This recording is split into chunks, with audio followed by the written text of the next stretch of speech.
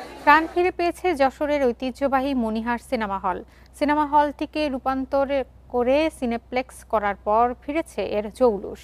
বিনোদনের অন্য মাধ্যমগুলো সংকুচিত হয়ে আসায় সাধারণ মানুষের অন্যতম ভরসা এ সিনেমা হল। তবে টিকে থাকতে মৌলিক গল্প নির্ভর সিনেমা নির্মাণে জোর দেন হল সংশ্লিষ্টরা।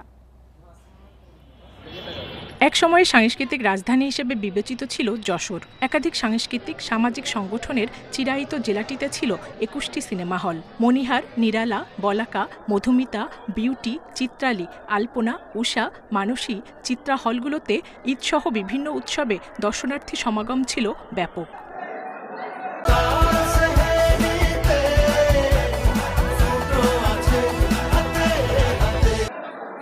তবে সময়স্রোতে জেলার ২১টি হলের মধ্যে ২০টি সিনেমা হলই বন্ধ হয়ে যায়। সুস্থধারা সিনেমা নির্মাণে মানসম্মত বিষয়বস্তু ও যুগের সঙ্গে তাল মেলানো জরুরি, যা এখনকার চিত্রনাট্যকাররা তুলে ধরতে পারছেন না, যে কারণে মুখ ফিরিয়ে নিচ্ছেন বেশিরভাগ সিনেমা দর্শক। এখনকার যে সিনেমা সেটা তো আমাদের কালচারের সাথে যায় না, তারপরেও এখন আমাদের তো বাধ্য হয়ে আসতে হয়। আমাদের যে রাইটারগুলো আছে এগুলা আসলে টাকার কাছে বিক্রি হয়ে গেছে নাকি এরা হচ্ছে কপি করতে ব্যস্ত, এটা আমি জানি না। টিকিট পাচ্ছি না, ব্ল্যাকে টিকিট অফ করতে হবে, সব টিকিট দেখতেছি ব্ল্যাকে কাটা।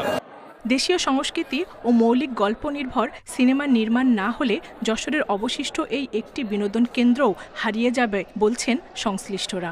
ভালো মানের ছবি আসে অবশ্যই সিনেমা হল টিকবে।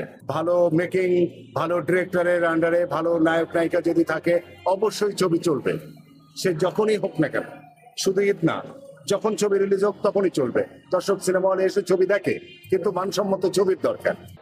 অন্ধ অনুকরণ বন্ধ করে জীবনমুখী এবং সুস্থধারা চলচ্চিত্র নির্মাণ হলে দর্শকরা আবারও সিনেমা হলমুখী হবে বলে মনে করছেন সংস্কৃতি সচেতন মহল।